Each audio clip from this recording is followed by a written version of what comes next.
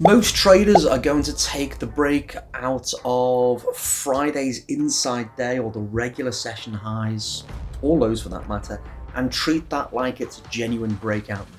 My experience is that 65 to 70% of the time, the first breakout direction is a false direction and a false move.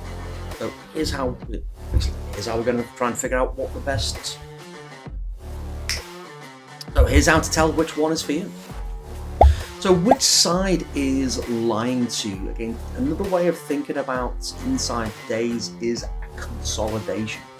So we're essentially assessing a false breakout of a consolidation. So we're going to look at how to spot those. The 65% rule, again, it's a rule of thumb at this stage. I need to do a bit more research on it. But again, I've been observing the markets for more than 30 years now. And again, I've seen it very consistently unfold. Around 6-7 times out of 10, it's going to be a false start. Interestingly, crude oil at the moment is doing the opposite. So about 6-7 times out of 10, the breakout move on crude oil is a genuine breakout move.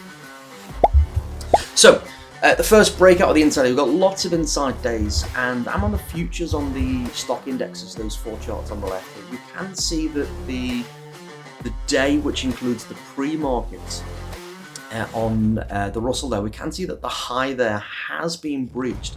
That typically is going to be a false direction. Now, what's not too obvious is that Friday's regular session highs have actually been taken out. So if you look at the lower time frames, you'll actually see the regular session high being taken. Now, we can see this on any charts. It's also fractal. You'll see it on a 60-minute chart, 30-minute chart, 5-minute chart. But we can see this on Bitcoin as well. We've got a nice inside day on Bitcoin after that huge pump higher. And again, we've got the inside day there. It just takes out the low. And the reality is it flipped around intraday.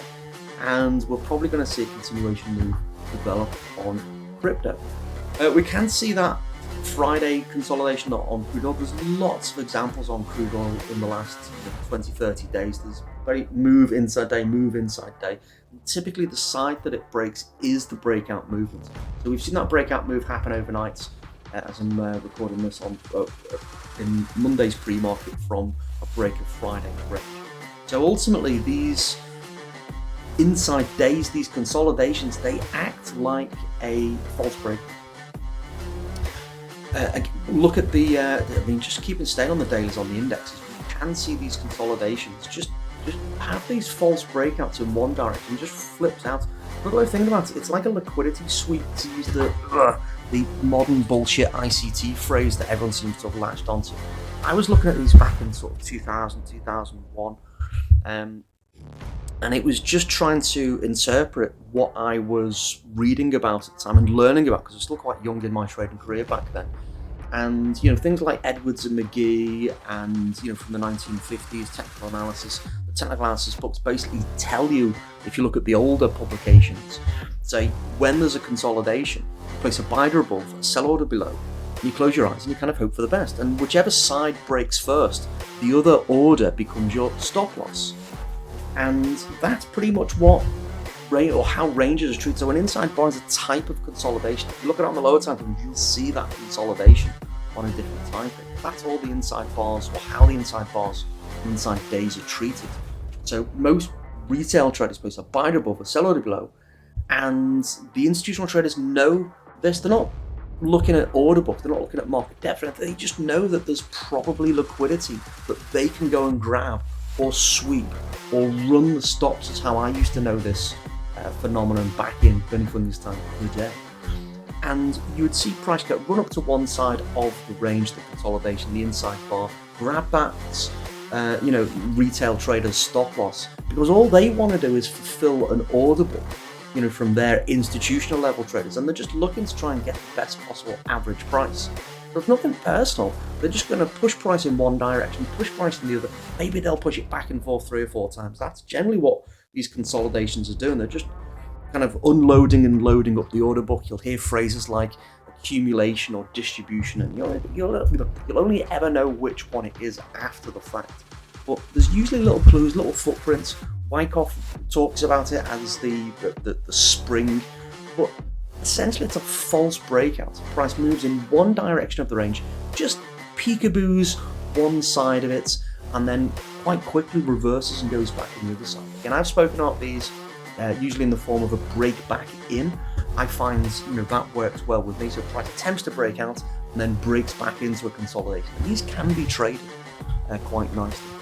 Anyway, I think we get the point. It's basically the trap is the side that breaks first is false one, and then the real move is usually in the other direction. Anyway, SPX is tag and turn, or my tag and turn swings. The system did turn bullish on Friday. We can see here, we've got the tag and turn, we've got a lovely bearish move. We have the break, surprise, break out of that range. We can see that peekaboo there, just peekaboos out, comes back inside, middle of the range, doesn't quite get back to the other side, but that same phenomenon that we can see there with ranges. We've got a nice breakout move, it's gone bullish. Overnight, we are dropping about 10-15 points in the pre-market. So we'll probably gap lower. I suspect that we're going to flip back to bearish very quickly on this one. Possibly, to be fair, what could happen is, again, an ideal scenario would be we go up, we touch the upper Bollinger Band, and then we should be on for a new bearish tag and turn. Otherwise, the failure of that will get me. So, if we do move lower, we've got those possible scenarios. Similarly, Russell's already, my apologies, I've got crude oil on there. The Russell's doing something similar. My apologies, folks. There should have been a Russell chart there. Russell's doing something very similar. This is all we need to know. Crude oil, we're already bearish there, and we've got that same consolidation there. Now, as you mentioned earlier, with the consolidations, usually the side the bar breaks. We had a great call on that in real time on Wednesday, Thursday, Friday last week. Everyone had plenty of advance notice. We were talking about this phenomenon most of last week. But on oil, we can see, again, I've got all those inside days just circled. So it just translates into that consolidation. So the side that it breaks with crude oil is usually the direction of the move. Again, there's a few exceptions. Again, 6-7 times out of 10, it's going to be true. So it's usually the actual direction of the break. Also, like to do a big shout out to all of Friday's traders. Again, Keith, Eddie, Don, Bill, James, again, well done. Everyone who posts, everyone who messaged me privately to say, they've had a great day, great week. We had that narrow range day, so we didn't manage to put the cherry on the top. Some people did, some people didn't, but it was a little bit of a tricky day as it turned out in the regular session. Again, the pre-market, most of the activity was done in the pre-market once again, and we're kind of seeing that today as well. So just keep an eye on the pre-market because we are seeing more activity at the moment. And we've also got the expansion, certainly of the cash markets on options, which is where I like to play most of the time. We are starting to see the globalization, the 24-hour of markets and everything. So we've got the cash indexes on options. We can trade cash settled options effectively 24 hours. So we should have data for that too. Now I'm using futures as a proxy at the moment. Some stocks are already traded 24 hours a day anyway. So we're just starting to see this globalization. I just think it's going to provide more opportunities wherever you are in the world to have great success daily. And these systems that we talk about every day, produce the profits. So, you can quite literally pick your favorites thing to trade and just go with it. Everything I do is data backed. I am not smarter than data, put a lot of time, effort, energy and research into what I'm doing so that I'm making data-backed decisions.